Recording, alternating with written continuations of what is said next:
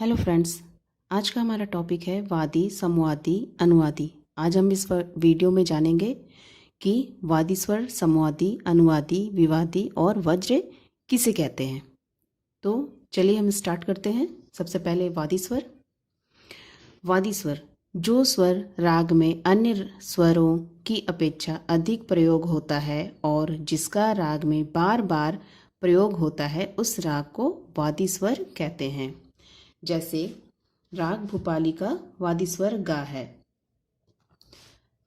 तथा राग देशकार का वादी स्वर धा है। इन दोनों रागों में यह स्वर अन्य स्वरों की अपेक्षा अधिक बजते हैं, इसलिए इन स्वरों को राग का वादी स्वर माना गया है। वादी स्वर को संगीत में राजा के समान माना गया है। जितना महत्व एक के राज्य में राजा का होता है,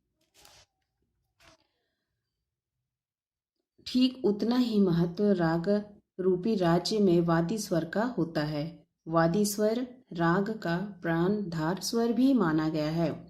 वादी स्वर के आधार पर रागों का गायन समय निश्चित होता है और कभी कभी तो राग के गायन का आरंभ तथा समापन भी इसी स्वर पर होता है। यदि किसी भी राग का वादी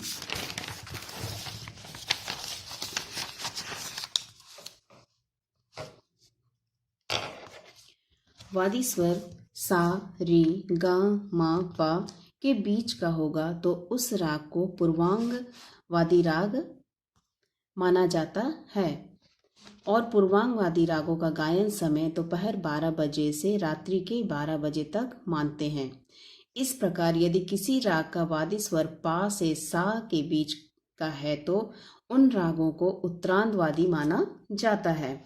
इन रागों का गायन समय रात्रि के 12 बजे से दोपहर 12 बजे तक माना जाता है। इस प्रकार हम वादी स्वर के आधार पर ही रागों का गायन समय निश्चित करते हैं।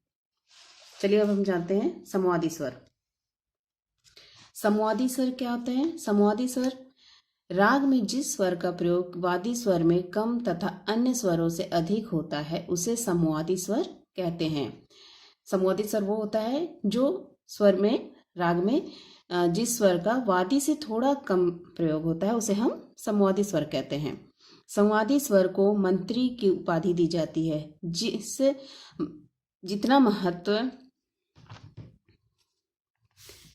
महत्व एक राज्य में मंत्री का होता है, ठीक उतना ही महत्व किसी राग में इस संवादी स्वर का होता है।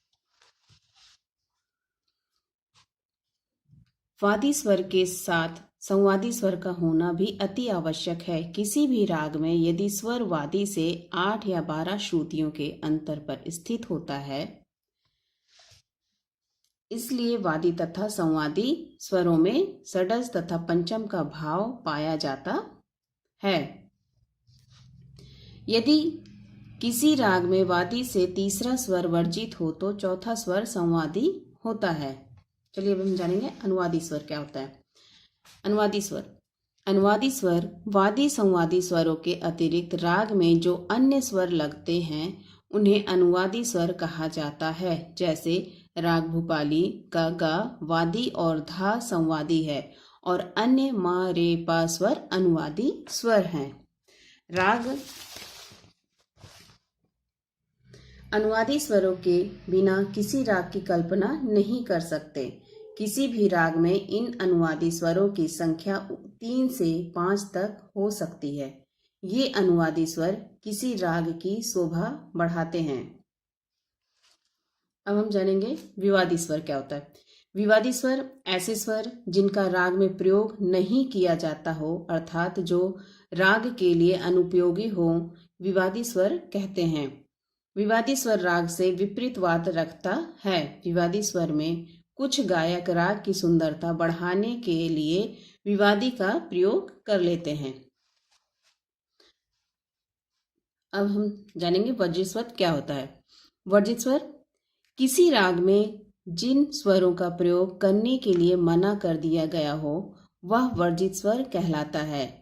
राग वृंदावनी सारंग में गा तथा धा दोनों स्वरों का प्रयोग नहीं किया जाता है। इस प्रकार का ग और ध दोनों स्वर राग वर्जित स्वर हैं।